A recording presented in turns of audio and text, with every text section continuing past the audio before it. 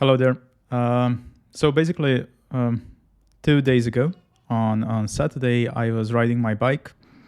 A bee stung me, I think, on my inner thigh, and I lost control of the bike because of that, and I crashed into the ground. I was going by around 30 kilometers per hour, and basically, I ended up hurting my right side. I was sliding on the pavement and crashed into my shoulder. And that is basically the introduction of this video. So when I went to the emergency room, they told me that I have a tear in my AC joint, and that it is a grade 3 joint, grade 3 tear, which means like a complete tear of the clavicle and that other bone that is in your shoulder. And initially I was super scared, like I didn't know what it was or what the level of damage that I did to my body. But it turns out that there are 6 grades for this injury. The first 2 are not such a big deal. Then the 5th and the 6th are definitely a big deal, and they require full surgery to recover from it. And the grade 3 and maybe even grade 4 are somewhere in between. Like in most cases, they are doing something called like a conservative treatment, and that conservative treatment means that you are resting for a couple of weeks, maybe 2 weeks, maybe 4 weeks. And after that, you are going back to physical therapy, and basically you are making your shoulder muscles strong enough that they can support the weight and that whole structure of bones, which was previously supported by that AC joint. And so that is the introduction of this video. And the reason why I'm sharing this is that like a big thing in these last 2-3 days for me was basically looking at other videos on YouTube and learning as much as possible about this. I think it's not needless to say that the first day that this happens to you and you go to the emergency room, like you're quite scared what will happen to your arm. This is my right arm, so it can impact my work, it can impact my training, it can impact lots of things. So basically you are super scared, and all of those YouTube videos help me to educate myself about what is the next best thing to take and how to basically recover as best as I can from this thing. So that was the short introduction, and I can just share where I'm right now. So this was on Saturday when we went to the emergency room, and at that point, like my right side was constantly hurting, and I wasn't able to lift it, or even the smallest movement were making extreme pain in my right shoulder. So I got an X-ray. They diagnosed the problem, and basically they sent me home with a checkup several days later. And that first day was brutal. Like I didn't even get out of those clothes that I was in, because just raising my arm or basically doing anything was excruciating. So I ended up with the help of my wife eating something. I think we ordered a pizza, and then slowly doing as little movement as possible to basically rest and to stay in that position. After that, the first night of sleep was again brutal, because the advice that they give you is that you need to completely immobilize your arm, which is kind of easy to do while you are not asleep. But the first night that you need to sleep, that is very tricky. So I ended up sleeping on a sofa, and the reason why I did it is that the only position that I could find that was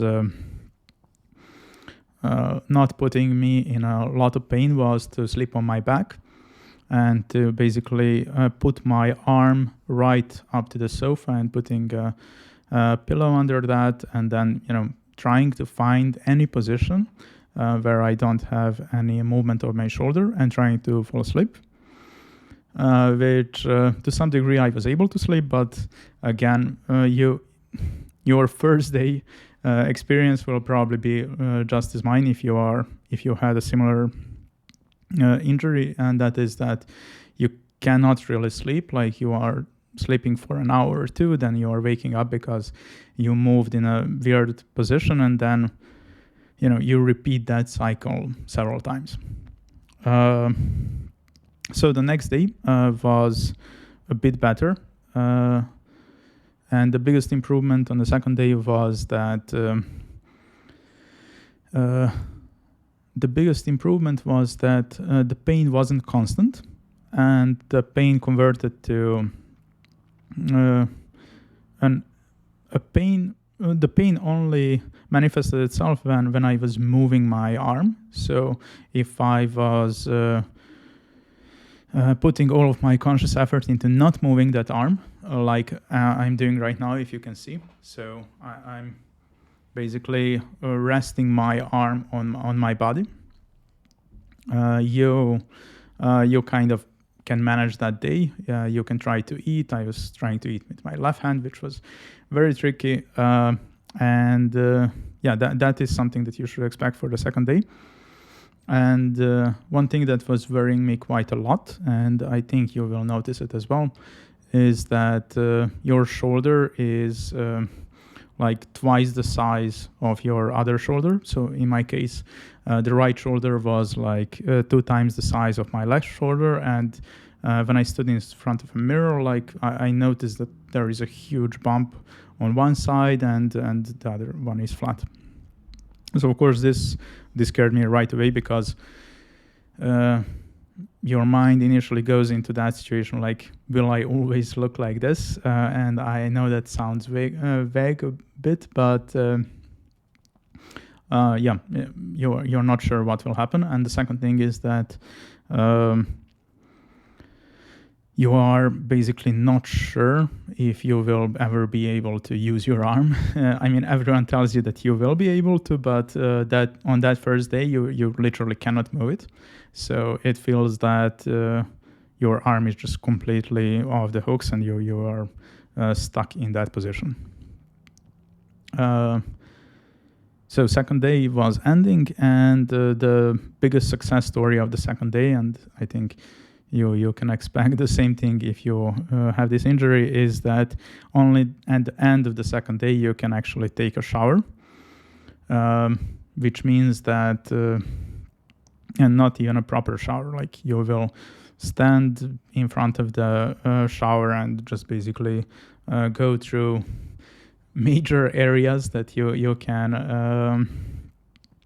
clean with your left hand, but again, any sudden movement that you will make your make your shoulder like scream. And I think that was the end of the second day. And the biggest success story again on the second day was that I was able to sleep. I was able to lift my hand a bit, so I was able to lift my hand in this direction.